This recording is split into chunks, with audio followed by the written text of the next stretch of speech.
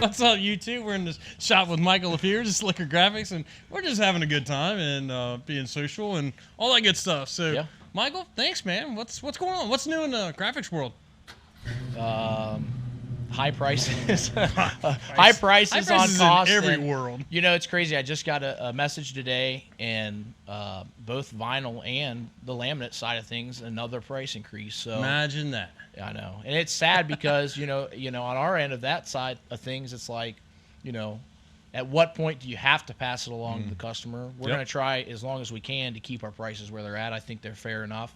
We did have to raise them this year because of the, the price increases. But besides that, we're selling a lot more than what I kind of thought we would at this point in the year. But it just keeps a lot of new ones even coming, and not even just refreshments from like what we were talking about earlier with the big races coming up, but even just like new customers. Yeah. Like we get 2 or 3 a week where they're guys that have never even worked with us before. So I've found it, and I think this year I've found it, I don't know, weird or whatever. I don't know if it's just late season or what it is, but it's like it seems like there's so many more guys that are just late getting their stuff done. And when I mean late getting their stuff done, it's like there's guys that are just getting their cars out for the first time in the last month. Yeah, no, that's for sure. I mean, a lot of times for us, like Portsmouth always starting late, May, middle of May because of the flood. Right. You get a lot of customers there, about 20 of them, where they're not getting out till late. And then, like you even said, I have a customer in Illinois that had a problem with a motor, and he's finally just getting out. So you had one of them in Northern Kentucky too, didn't you? Oh well, yeah, that's true. I forgot about Jesse. But his wrap was been done for a while. It had been done. You know what? His car looks so different this year, but I really, really like it. Yeah, it's just a different the colors feel pop for him. Yeah, for sure. It does. And as much as I like that for him and that look for him, man, I still like Austin's. Man, that thing. Austin's looks really good too. That thing is fire. And what about him? I mean, he has really been. Every time he gets in the car, it's like he gets better and better. I think it's that confidence is getting more and more every time. Yeah, I mean, if you had somebody teaching you like Jesse Lay, it's just that thing. It's just more seat time. Exactly. And I think he's getting there. Oh, he is for sure. I knew he likes. I'm not gonna say he likes, but I knew the Portsmouth talked about that. That's a big learning for him. He was running really good out there last week. Yeah, really good. And it's funny. I've said this probably this is the 4th time I've said it, but they talked about how they didn't get to make any changes on the car because they got that repairing body damage. And I said, and look at what you did. You came from the tail to up to 7th, and maybe that shows. Some guys I feel like overchange a lot. And sometimes maybe just one little change might make you a little bit better than making 2 or 3. I say it a lot. I don't know that it always applies to everything, but sometimes less is more. Oh, yeah, for sure. Instead of changing your way out of the ballpark, do little changes or don't do anything, and you're still right where you need to be. And that that's funny you say that because to me that applies, I think, to the graphics world too. Sometimes less is more. Like when I first started, it seemed like you wanted 10 outlines on a number. And that just takes away from it. Yeah. And nowadays you have less and less more. I mean, sometimes, we're almost ready to print. I'm like, I think this would look better with less. Yeah. And but so that applies to a lot of things. Yeah. One of your competitors, John Whitney, great guy. Oh. But man, some of his stuff is just so. It's my style, right? And he gets me. I mean, John is he's definitely a guy that has been an influence over the years. Yeah.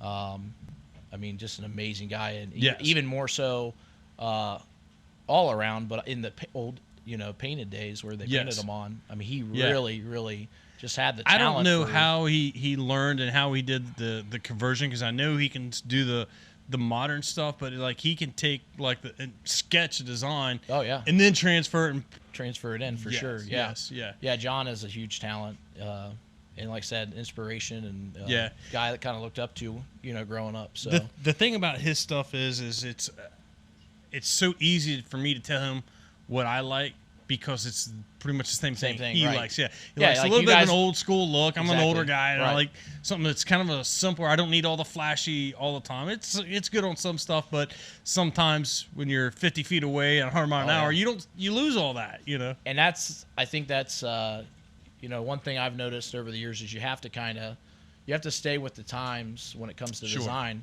and if you don't, you kind of fall into the past. And I think you can tell when guys are kind of like in the past on some stuff, but it's also funny how everything's kind of went back, like you said. The simplicity of things are back now to almost where everybody just wants less, less, and it's just kind of taken back to the 15 years ago. So how much has this surprised you? And it seems like this has maybe been more of a, I don't know, maybe the last 3 to 5 years where you start to see retro stuff. Everybody's doing retro stuff. Like, 10 or 15 years ago, I don't recall or don't remember people doing retro stuff. No. It just seems like in the last 5 years, we're seeing, we're doing a retro this and retro that. I'm trying to remember, like, the first one that I even did retro-wise, but I think it was about 3 or 4 years ago when they really started coming in. And I don't know who that, like I said, that I remember did it first. Then it just seemed like everybody's been wanting to do throwbacks, and it's kind of cool because you can almost modernize it a little bit to make it even better than the original. Sure. Yeah. But it's a good start, It's a great start. It's like, let's say, okay, we're going to give you the idea, and I'll make it better. Well, like, look at Ron Landers over at the second over Sport at Mod, Sport Mod. I mean, that's his dad's old car, and which I think it was a Camaro back, back in the day. And, I mean, look at just how cool it looks on that car. Right. And some of them do look better just because the modern car takes that. I tell you one that I really liked was Scott James when he did Bubby's throwback. It just looked so much better on the modern car. That thing looked good. I did one for Logan Zarin for his dad, Jim, out in Pennsylvania a couple years ago. And of course, I've done some for Grandpa. I tell you, I mentioned one of my favorites was your grandpa's, the 28 on Wilkie Mackey's car. That had the orange on the top of it. That turned out really cool. That was pretty awesome. And I think he didn't really know about it. We had Joey Kramer put the body on for that reason. We wanted to surprise him, and we wrapped it, and he came in, and it was kind of cool because like he's not really he doesn't get excited. And I bet he got excited. Kind of got a little excited and choked up a little bit. I bet. And I think that was right after Morgan, I think, passed away. Ah, okay. But it was just kind of cool. So you would have all that. Yeah. But so what year did you start doing vinyl? So I started designing probably 2008. Okay.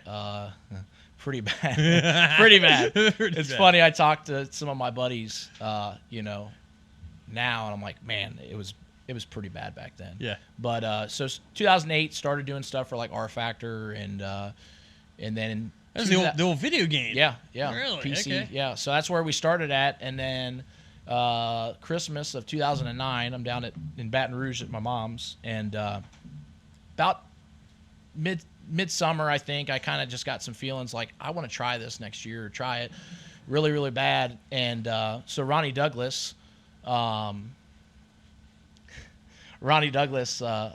knew Chad Oberson, and I said, him and I had talked about borrowing his machine once before. Right. And so I called Ronnie. Because Chad had a small machine. Yeah. He had a 24-inch cutter. Okay. So I said, hey, can you give me his number? So I called him and said, hey, this is what I want to do. Mike LeFevers, never knew me. And he's like, yeah, come borrow it for a couple months. And then we had it for 6 years. Nice. So we finally get it back because we didn't need it anymore. You gave it back. Did you wipe the dust off of it? So, yeah, for sure. But, yeah, so we started in 2010, and we probably did about... That seems like forever ago. Not really, though. It's kind of scary. I mean, you know how it is. It really seems like yesterday. It's kind of scary in a way. But so how much did you do the first year? Tell me about that first year. I want to say it was probably about 10 to 15. Okay. Somewhere there. You're still in high school. Yeah, so I was 15 when I got the machine, and then my birthday's in March, so shortly after. I mean, I say I started at 15, but it was kind of really when I was 16. So because I had the machine, but yeah. So sophomore in high school. Starting a business. Yeah, starting a business in my in my room, which was in my grandparents' basement. Okay. So in Trenton, Ohio. Very nice. And then it just kind of snowballed. It kind of did, and I've never done anything else but this. Right. But it took me, I think it was like 2015 when I finally decided, this is something I really want to do, and I need to probably focus up more on it. I mean, I think customers that have been with me since then could probably tell you some really, really crazy stories of just maybe not a lot of focus and commitment as much as we are now. Sure. I mean, it's serious now. It's big boy time. people joke and they get their jabs on social media, and all of it's usually keyboard warriors. 95% of the time it's all in good fun. But yeah. I mean, I would have never thought back then that we'd work 90-hour weeks. You know, in the springtime. You know, February to April, we're working 90. Sometime I think the most I can remember that I kept track of was like 102 hours in a week, and that's just getting it for sure. That's awesome. For sure. It's a good problem to have. Not enough hours in a week. And we still have that problem. That's why, like this week, we've just been crazy because we're closed next week, you know. Yeah. Big week next week? Yeah. What's going on? I think the North-South or something. That's actually, I think little something race about Thursday night. I think Dan's Tunes is actually. Yeah. And then the North-South's just a backup. Is that dollar days or something? God. Place would go nuts if it was dollar days. Josh should probably be like charge double for everything and still sell out. Oh, for sure. Yeah, he would. Man, just you talk about a place that has changed and evolved over the years. Florence. I mean, here we're coming into the North-South week, and it's unreal. For sure. The purse has gone up. It has gone up. It's gone up a lot. It's gone up a lot, and it's kind of concerning because as much money as he's put into the show, I hope he doesn't get discouraged if he doesn't get the car count he likes. You know, with the economy this year, and unfortunately, other tracks not working with a track that's ran this event since 84? Ish. And you know, I feel like it's one of those big late model events. And it's not a crown jewel for no reason. And it's sad that people would. I don't want to say that they're doing it intentionally, but. Right, I don't want to say the word. I don't want to say the word disrespectful. Right. But there's only so much time to race in a year, so I get it. You're not going to always have a perfect time, but I just hope that the money that he put up, he's not discouraged with the fact of if he only gets low 50s or whatever. Right. You know, I think they'll get between 55 and 65. That was going to be my next question. So what do you think numbers are going to be? I've been saying 55 to 65, but I lean more towards the mid 50s. Yeah. I'd like to see 60 plus. Is what I'm hoping I would too. I just don't. Yeah. I mean, I don't know. Where are they at? Right, for sure. And you got some newcomers that I've heard Will Harrington and possibly Hunt the Front. I'd love this. I'd like to meet those guys. And there's some more guys. Yeah, maybe learn some. I would love to. No, I want to talk to them. Right. You know, I don't know if I'm going to take the whole table and everything to North South, but dude, I'm going to have a camera. Do you remember when Rigsby did that at the World a couple years ago, and they were set up like over in 1 and 2? You could do that. Yeah, dude, I could totally do that. That would be cool. Take the table down to my campsite. Hey, come on down to my campsite. Let's go and drink a beer. Yeah, that'd be cool. That would be cool. Hey, I need my editing guy like all next week. Can you do that for me? No, I don't pay him enough. I wish I could. I've said this to a couple guys. I actually talked to Josh Rice the other day. I was doing some work over there, and I had to deliver some. Well, he picked up some wraps and stuff from us, and like I said, regardless if they have 40 cars or if they have 80 cars, it's gonna be a hellacious race regardless. Yeah. And so I don't know. We'll see. I think it's gonna be really good stuff. Well, I've definitely got 2 things that I'm trying to do next week. We're definitely going to throw some new stuff in the air. We're going to try to do some live stuff next week, so you guys will all see that as we're at the track and parking campers. You know, we're going to get some cool drone footage and just have a bunch of neat stuff next week. Some of it's going to be new stuff. I don't want to fully let the cat out of the bag on a couple of things, but we are going to try to make them wait. Make them wait.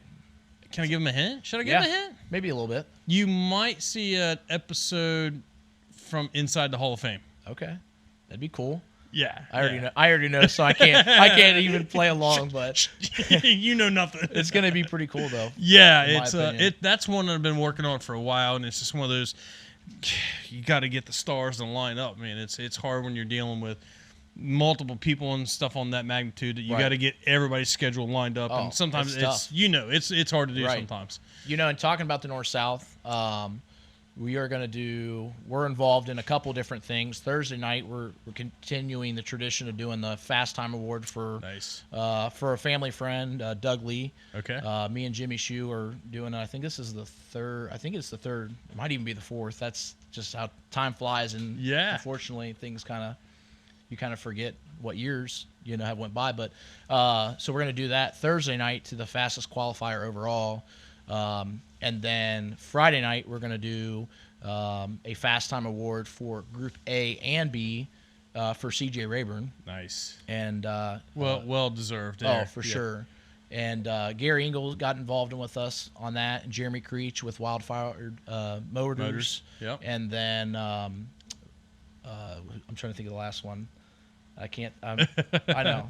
Bobby Walters. Oh, okay. Sorry, Bobby, if you're watching. I had a little brain fart, but and I thought of it last minute, but I'm gonna go ahead and Gary was actually the one that had said, hey, why don't we split it up? And I was gonna do $1,001 Friday for the fastest, and he's like, why don't we split that to 501? Yeah. Between both groups, spread it out, because the track slows down, but by the time Group B gets out there, and that's a good point. Absolutely. And I said, let's go farther. CJ was a guy that gave a lot to the sport, and it didn't matter who you were. It didn't matter if you were Billy Moyer or if you were Jack Lusby that was just racing local. I mean, he would give so much. I mean, to think of the money he's given away over the years. Yeah. Like I said, to anybody, it didn't matter who you were. Yeah. And so we're gonna do anything that ends in a 1. So if you're 11th quick in Group A or B, or 21st or 31st or so on, depending on how many cars they get, they're gonna get $100. Oh, nice. So anything that's got a 1 on the end of it. Yes. Yep. Okay. 11, 21, 30. Yeah, I got you. Yep. I got you. So nice. Yeah. That's so awesome. I think it'd be cool. Yeah. And that way, and give back to that way. It's not always the fastest car getting something. Right. Yeah. So yeah. Kind of spread it out a little bit. Oh, Bud. Called him Bud a lot. I've had to go up there several times. I used to work for Paul Spires, and Paul would send me up to Rayburn's to pick up bumpers or pick up some spindles or something like that when he was starting to build his cars and stuff. Yeah. So I'd go up there and get a bunch of stuff for Paul occasionally, and CJ was just always awesome. I mean, I know all the years that Gary Engel had one of his cars and had stuff, it was just. Could you imagine walking into that shop in the 80s?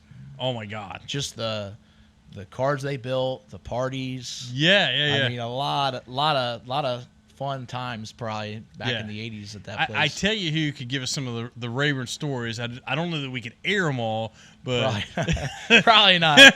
Crystal Canada, man, she God. could give us the good stuff on just. I don't mean the bad good stuff. I mean just the fun times. Yeah. And I said that when he passed, that's one guy that lived a long enough life and did everything he needed to do and wanted to do. I love that they did they rebuilt the truck, Old Blue. Yes, that was really cool. That is beautiful. They put a lot of time into that. A lot. I love the picture with CJ and your grandpa. Yeah, with Jesse in the background. Bombing in the background. Yeah. That's hilarious. That somebody said that one day. 3 legends in that photo. And they are one in his own mind. They are. Well. Yeah. Absolutely, 3 legends. Think very highly of Jesse Lay. Yeah. Me too. In many ways. So. Yeah. So that's where we are. We're getting ready for North South next week. Where are we going? Where are we going after that? I mean, what do you think we're looking at in the next few years for dirt late model racing? I don't know. It's up in the air. I know we said not to talk about this, but I just feel like we have to get through the next 2 years. Sure. I think it's going to be rough. I think we're going to see a lot of changes. I mean, if people can't get parts and tires are 250 plus, I don't know. I don't see guys maybe traveling. The good thing is fuel is down a little bit. Okay. It's down to what it was. Fuel's not down, but fuel is lower than what it was. It's not as high as it was. Exactly. How about that? So maybe more people can travel. I think they'll kind of pick and choose. Mm-hmm. I think the World 100s people still want to go because it's the world, but but I tell you what, I really feel like every year, maybe not car count wise, but Florence can't hold anymore. Come Saturday night, that place is about max capacity. Capacity on the fan side. Yeah, exactly, for sure. Yeah, I mean, I'd love to see the 70s. I know. I can't wait till we ever get back to those days, But, again, the fan side of it is, we need more grandstands at that place just for that race. And that's what I said. If, whether there's 30 or 40 or 80 cars, they're going to have a hell of a race. Yeah. It would not hurt my feelings to see, maybe another 40 acres of camping. I know. Exactly. Yeah, for sure. I know that gets a little hectic and stuff. Yeah. And, good luck to you because you're leading that charge this year. Yeah, I've done kind of, I guess, maybe the last 4 or 5 years. Josh is like, hey, have you been? See, I didn't know yeah, that. it's been a few years building and stuff, and so for those of you who don't know, I kind of do take charge, or it's not that I take charge, but Josh is kind of reluctant to me, I guess. Because he sure as hell doesn't need, he doesn't need any more on his plate, he's got enough on his plate, so somebody needs to take care of the camping and parking situation, and they do a great job. They bring in car parking people and direct the traffic and stuff like that, but you've got to have somebody that's mobile and get around all week and be there on hand and can, hey, I got camping sites here and camping sites here, and this. So people watching this, it'll be the previous Saturday coming up for us, is when everybody, the mad rush to the gate, and we're actually going to I'm going to get some footage of that Saturday. So just put a GoPro up, because I mean it's gonna be like gonna be like when they open the doors at Walmart on Black Friday. Yeah. Like, so my plan is, Josh always stands on this end and watches everybody run away. I hope to be at the other end with the camera watching everybody run to me. It might run you over, so you might want to watch out. I'm gonna get up out of the way. But yeah, so I mean, I do. It's just one of those little things. I try to help out, and my job falls on somebody's gonna head up the camping and parking and making sure that goes as smooth as it can, because there's a lot of people that's got to have a place to park or a place to camp. Right, that's for sure. It's not an easy job. It's not. But somebody's got to do it, And welcome back to Florence Speedway, by the way. Yeah, thanks, man. It's always good to be home, but had to try something different. Hey, I'm not nobody can fault you for that. For sure. I'm not afraid to try something different, and sometimes things work out and sometimes they don't. Right. That was unfortunately one of the things that didn't, and it's okay. Life goes on, and that's right. Like I said, I wish everybody the best, and I don't hold any ill will to anybody. It's all good. Just a matter of things didn't work out. Yeah. Life goes on. Life goes on. Back to late models. Yes. So I go back to late models, and then my first week back to Florence, there's sprint cars. Right. That's crazy. Which is fine, Well, how was that show, by the way? I didn't get to see any footage. It was decent. Yeah, it wasn't bad for. I mean, there was 20 plus cars there, and only one flipped over.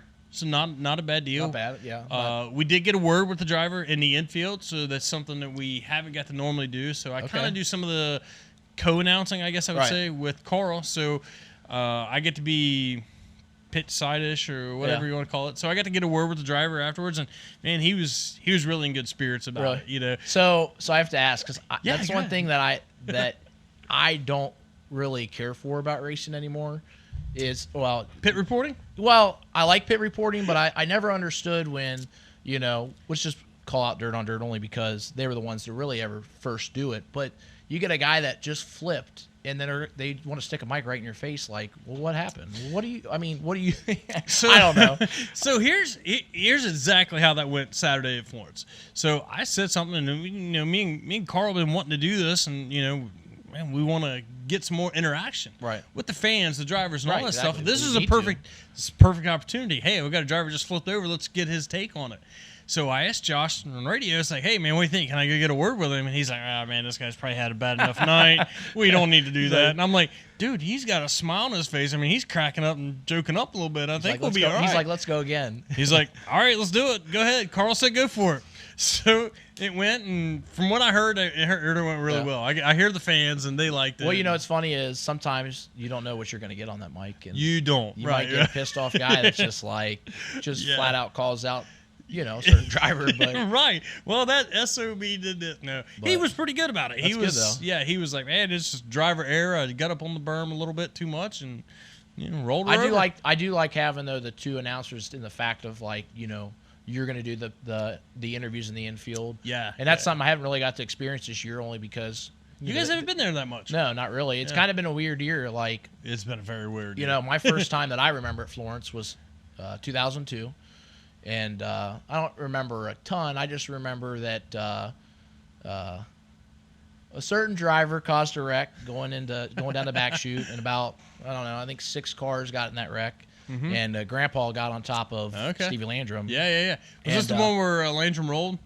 I don't remember if Landrum rolled, but all I know is there's a picture of Grandpa's back end, because he turned the car to slide into it instead of hitting it straight on. I think I know exactly which wreck you're talking about. And he's on top of And Stevie. I remember who started it. Yeah, so. But But and he hurt his wrist, I think, that night, and so I was just, I was young, I was upset and all that. But that's like the first time I remember Florence, and then obviously probably like 2006 and 2007, we went every week, right? And we sat up in with like Dirtball and all those guys, and hell, I played. Speaking of Modify winner last week, me and Daniel Diener used to play little diecast cars, up there in growing up, and so it's kind of cool to see him grow up and start wheeling that car. So that's Daniel's a good dude. I mean, definitely the whole family. Is awesome. Speaking of dude, then you got the dude. So I actually, when I did my episode with him, I was like, hey man, I'm just FYI, I got to clear the air here. I said, I held a grudge against you for a long time, but that was just me being young and dumb, and man, we're way good now. Was it over something between you and him or your cousin? No, it was between me and him. Yeah, it was real quick. So it was like my very first year racing. I was going to get my Was it a mod or a dirt stock? Super dirt stock. Yeah, we were both in the super dirt stock, and it was a B feature, and I'm like, man, I'm going to get this win. I'm going to get this win. The caution came out, and I end up not getting the win. Wasn't real happy about that at the time, but again, I was young and dumb. I was like, man, I tell you that when I was a kid, like Dan, he was fast in the dirt stocks, and Mark Robinson, and what is Tommy? No, what's not Tommy Pribble. No, but okay, no, what was Prophet? Oh, Timmy Prophet. God, man, Timmy Prophet. Last couple years, I remember. So I remember when I started out, it was, man, you had your guys that was great then in the super dirt stocks. You had, Sean Tolson was tough, and this is when Tony Trafficant was still in the super dirt stocks. So Tony Trafficant was great, and he was winning a lot. Then my cousin Matt Small, he came in, too. He was tough. Rick Allen in the 60 car, he was fast. There was a lot of fast guys there for a while. Spencer Watson. Then there was a couple guys. I forgot Spencer drove Spencer and Bill Blair Jr. Those guys went down and got some Warrior cars and had them things clipped. And man, it was just a tough field of cars. I knew for a fact in the year 2000, every single week there was an A and B feature. That's insane. 24 cars. It's insane to think about for sure now compared to nowadays. Look at how many cars you had been wrapping back then. I know. That's for sure. And, it's crazy. Like, even look at the modifieds. Like, from what I remember, it was, I always rooted for Ed Eschman or Ted Nobby. Those were, like, my two favorite. And they battled a lot of nights. I always liked Eschman's cars. Yeah. Man, those things were just so slick and so cool looking. Dave Norton's cars. Dave's always had good looking stuff. Even without the graphics, just the shape, the design. They had a good looking body, even for that time. Yes, yes, they really did. I always pictured as that's a body Scott Bloomquist would have built. Right. Yeah. And then even some nights I remember Ted would win the mods and the late models. Mod and late model. Yeah. And so it was a lot of fun growing up there and getting to go there a lot. And you talk about the difference in times. Mm-hmm. It's crazy to see what's changed, and it's great to see that Josh has really taken the place. He tries to add on more and more every year. Like, you look at the back chute, and he's definitely doing what he's got to do to stay with the times. Right. Like, for example, that the bar's great, but like the bathrooms on the back chute, like it was something that the place needed for a long time. And the bar is a great thing for not only the track and the fans, but the bathrooms is huge. And then the fact that and it was great that he could incorporate. Hey, he needs this, but the track needs this. Exactly. So you get the two together. That's a and then you've got the bathrooms in the pits now that are like the old back chute ones. It's all one, so it's great. It's just it's better for everybody. It's just a good thing for the track. And I totally get that. Not everybody may not be a Josh King fan, right? But not everybody knows Josh King. Well, and I probably used to be more critical on him like years ago, and then once it's like a lot of drivers, whether you're talking about Josh or even like drivers like Scott Bloomquist and even Darrell Lanigan and even guys like Jason Jameson, they get a bad rap at times because of they're quiet or whatever, they're not necessarily, I guess, personable when racing's going on, but like that's their livelihood. And same with Josh. It's a business. Yeah. Josh doesn't have time to like answer I don't want to say dumb questions, but questions that he just doesn't have the time for. Sure. And if you get him like over at the North South at Dan's, party, he'll sit there and talk to you. Yeah. You get Josh King away from the racetrack, and you get to know still Josh. might not like what he has to say, but he is very, very on a different level than when he's working. Yeah, so. Absolutely. And I think everybody is. Like you said, whether it's him or it's Daryl or Scott or any of those guys, at some point in time you got to realize, hey, this guy's he's trying to make a living here. Right. Whatever they're doing. But so yeah, I think for the most part, he's doing a great job.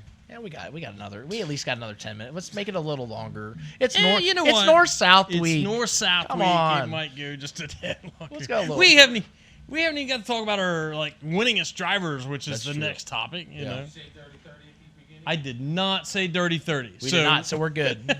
We're good.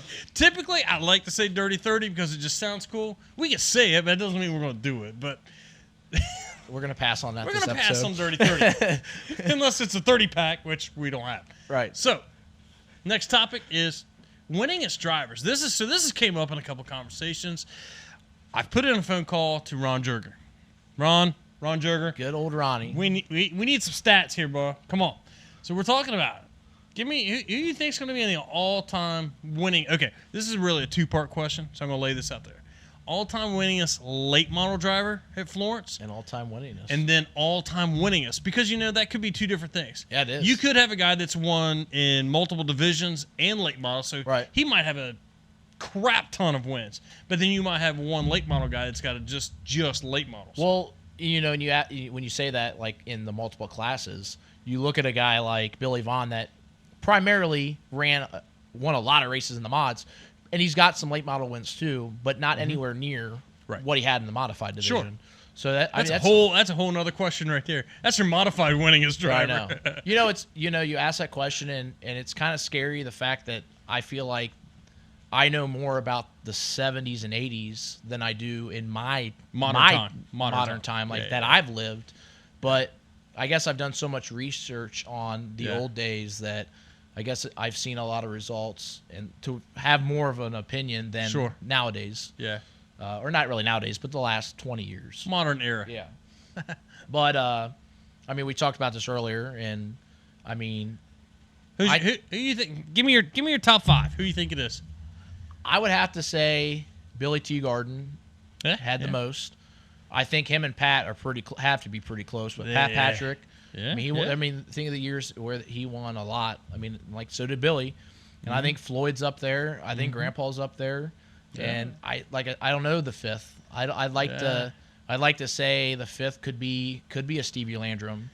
Yeah, could be a Stevie Landrum. Could be a Jerry Rice. Yeah. Jerry and Stevie won a lot of races. The thing about those two guys particularly is I think their career spanned so much longer than some of your other guys. Well, and then you're talking about multiple classes. Jerry Rice has late model wins there, and he's got sportsman. Yep. Yeah. So Jesse Lay would have both. And Jesse Lay too. Sportsman and late models. So I don't know about the fifth. I definitely don't know. It's without having the facts. Who knows? But I would say it's a definite shot that. With what I have record-wise or Grandpa, he would be in the top 5, but I don't think he's number 1. I would think Billy, Pat, or Floyd have got to have him over. I would say all 4 of them have over 100 wins there. Right. So I had a conversation with Ron. Ron is when he started keeping records, he's got at this date, anything above this, I got. So perfect date. Could he tell you? Could he tell you to the dates that he had who the winningest driver was?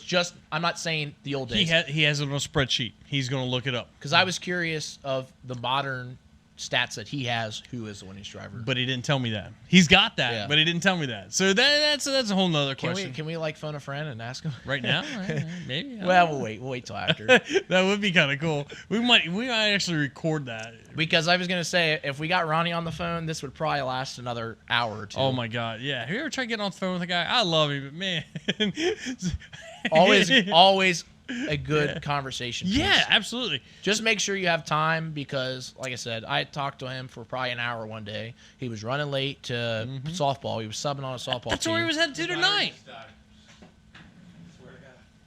That new battery Man, it just happened. You know what, well, this one's still hot, so hey. Okay. This one's still So we're going to hot. go to this one. We're going to go to this one. We're gonna while we're on this one, we're gonna go ahead and take a break, swap out cameras, maybe take a potty break. Somebody kick Dallas, wake his ass up. Let's do a potty break and let's do 10 more minutes. I'm good with that. Okay.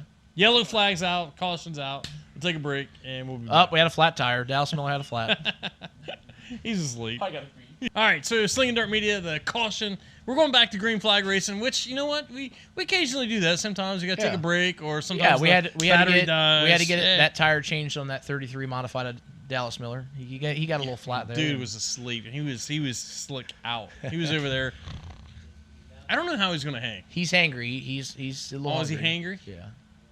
Does he like Applebee's? Dallas, do you like Applebee's? No, Applebee's has rats. All right, we're going to Applebee's. And it has rats. I think they meant to put the onions on my steak. Great movie. Okay, great movie. So we're back. We're back, and again, North-South week. North-South week. We were talking about stats before our battery died. Yeah. Ron Jurger Jr. is supposed to be looking some stuff up. You think he knew anything if I just called him out of the blue? I don't know. We're gonna find out. We might just. We're gonna give him 5 minutes, though, folks. Five minutes. And we may. My editing guy is gonna keep a time. I need 5 minutes on that clock. And right. Ronnie, we love you to death. Let me get his number here. We're gonna. We're definitely gonna maybe have to cut you off. All right. Let's call Ron Jurger Jr. Score. Be on speaker. Oh, that'd be a good idea. Hello. Hello. Hey, Ron. DJ Smallwood, Slingin Dirt Media. What's going on, buddy? Hey, man. Nice to hear from you. Yeah. All good. I'm watching the BC 39 over at the Indianapolis Speedway. Yeah. That's great. I'm sitting here with Michael LeFevers, and we're talking about some stats, man. Hey, this is a little out of the ordinary. I don't normally do this in the middle of an episode, but hey, let's try something different. We're not in a typical scenario. We're normally in a race shop and got a race car, but we're in a slicker graphics shop, and we got vinyl decals everywhere, and we're talking about racing stats. What can you tell us about Florence Speedway stats? Again, you've got just like a couple of minutes, bro. Wow, okay. That's very interesting. I would probably be your number one source for that information, seeing that my dad was there from 1959 until 2016, and I was there from 79 until now. So that's a whole bunch of years there. And it was my dad doing the primary timing and scoring from 1970 till 2016, and I've been involved in that capacity, I guess, probably 2004, 05, and until now, been up the tower. But I love Ron. Yeah, but as far as all that valued information and let's talk about a valuable question. Let's talk about a valuable question. This has came up several times. We're gonna weed his top five. Let's get his top five too. Oh, that's a good idea. This has came up. So give me your top five. Who do you think is the all-time winningest late model driver at Florence Speedway? Without looking it up, who do you just off the top of your head think it is? Wow. Okay. And not in any particular order or preference. Okay. I would potentially say Pat Patrick, Billy Teagard. Wow. Very possibly when you go top five, when you go a little older school, Chuck McWilliams. Vern LeFevers, he was out there for a number of years and picking up wins. I don't know about double-digit wins, but picking 3, 4, 5 a season. Gosh, who else? So you've got 4. Oh, and the last one was something that it hit me a little earlier. Troy Green, who won a handful of track championships and was on a roll there for a while. Yeah. Okay, so let me ask you this. This is just off the cuff. Who do you think would have more wins, Troy Green or Jerry Rice? Troy Green. Really? I can pretty much tell you that for a fact. Well, you got to think, Ronnie. I mean, that stuff's up. But I would have thought that Jerry's career being longer, he would maybe have had more than Troy. What about Gary? Didn't Gary have a bunch of wins too? For a while. All right. Short career. So I'm turning the pages in my mind, as the old Sports of Consequences would Roll say. a deck. Brrr, That's a good one. I'm looking at Troy Green's general career. 2 minutes, Ron. 2 minutes. All inclusive, but it's pretty close. Yeah. Here's his wins per season: 1, 2, 1, 1, 5, 5, 8, 4, 3, and 4. I'm not exactly sure what that adds up to, but that was between 1987 and 1999. Okay.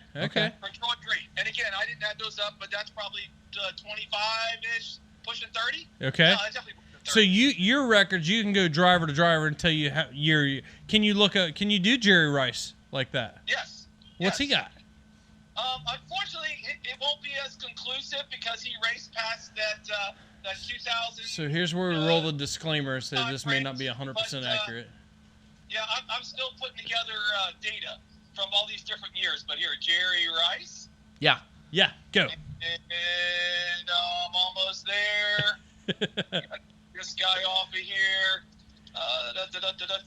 Getting close. I like this game. Sorry. Phone a friend.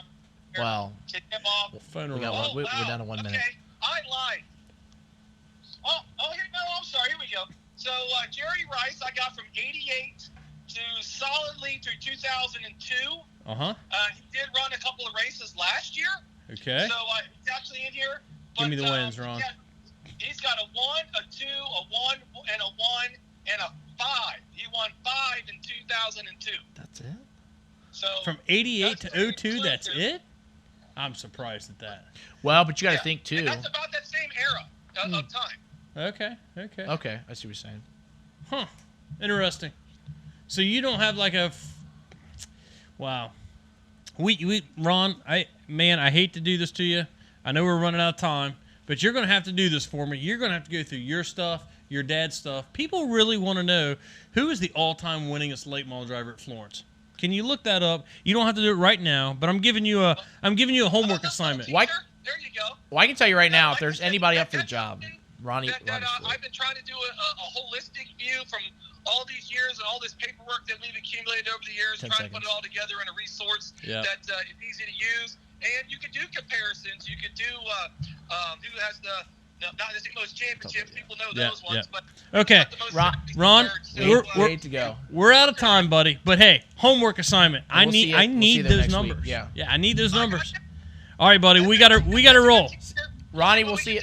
Ronnie, we'll see you next week. All right, we'll see you next week at North South 100. Oh yeah, we'll be there. Okay, see you. Bye. See you, Ron.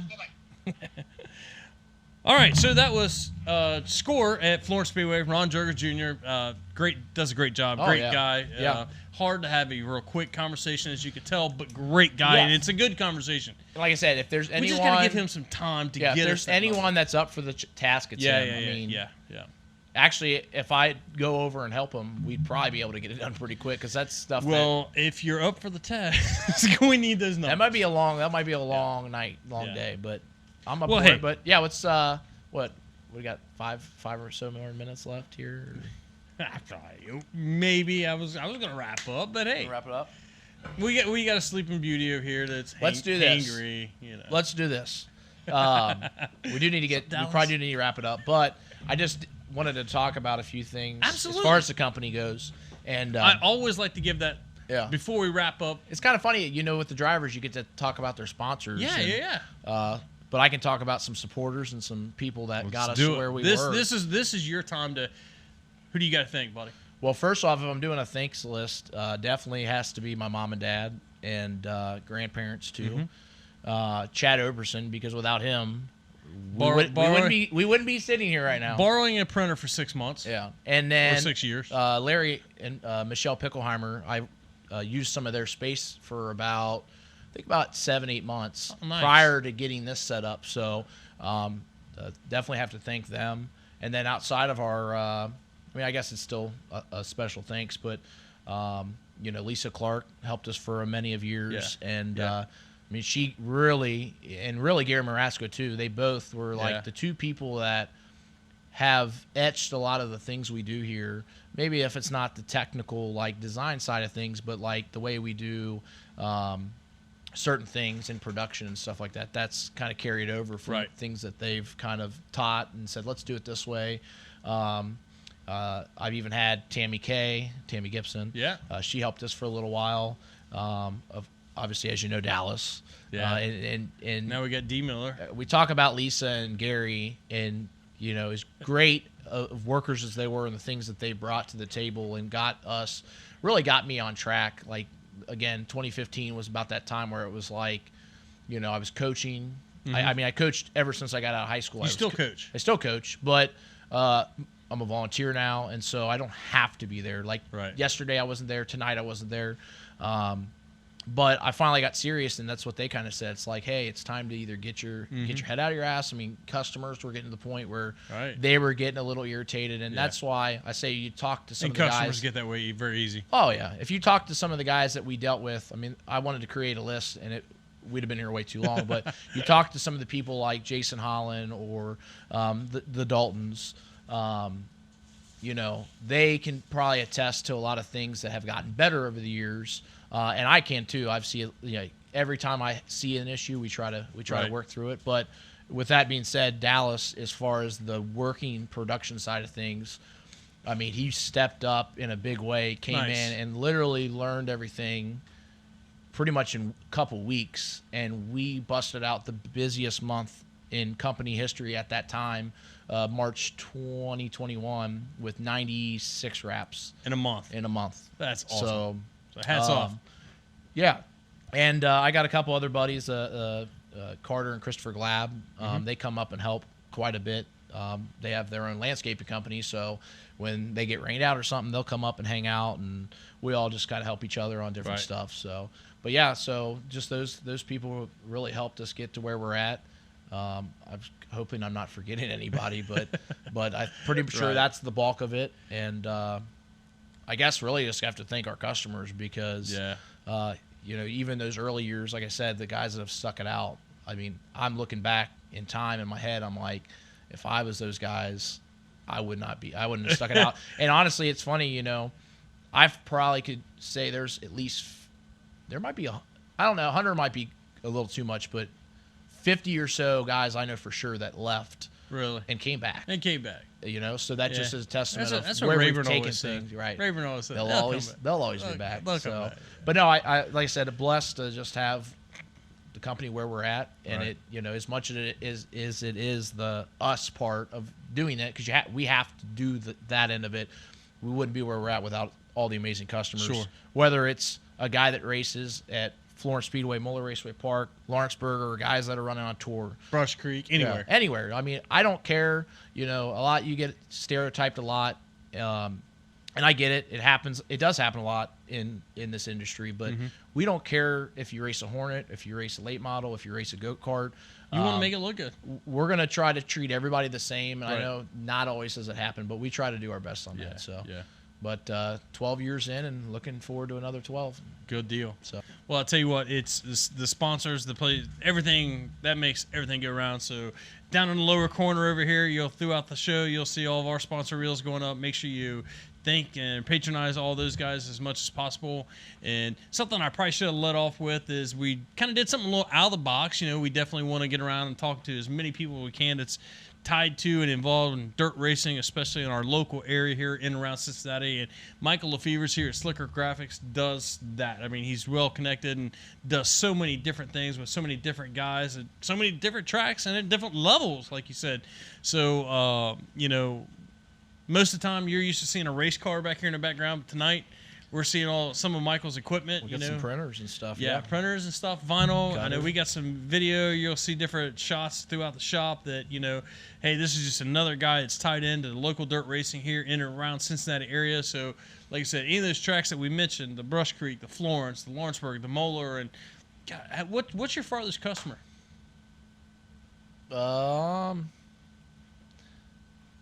I would say either Texas, Oklahoma. Yeah. At one time, it was California. We did Tyler Reddick's stuff. Nice. Probably did his stuff in a time we weren't really capable or should have been doing it. But you got it done. Yeah, 2011 and 12, we got to do his rap. So that's awesome. So it's kind of cool to see where he's transformed to now, and just his family was awesome back then, and kind of miss them now. I'm sure they're as great as they were back then. So I tell you what, I mean, it's been great to sit down. Always good to sit down with Michael and just we could talk for hours, but unfortunately, batteries don't last that long. Batteries don't last that long, and we're ready for the north-south. We're ready for the north-south. So everybody, get out north-south next weekend. Florence Speedway. Check out. Well, tomorrow night. In this case, but in this case, you're watching this Wednesday. Tomorrow night, make sure you're at Florence Speedway. Go to the website, check out, get all the details, FlorenceSpeedway.com. Michael, anything else you want to sign off with? We'll see you at the North-South. We'll see you there. Don't forget Dan Toon's party Friday night, North-South 100. Let's do it. All see right. who can survive that. See you guys. Thanks.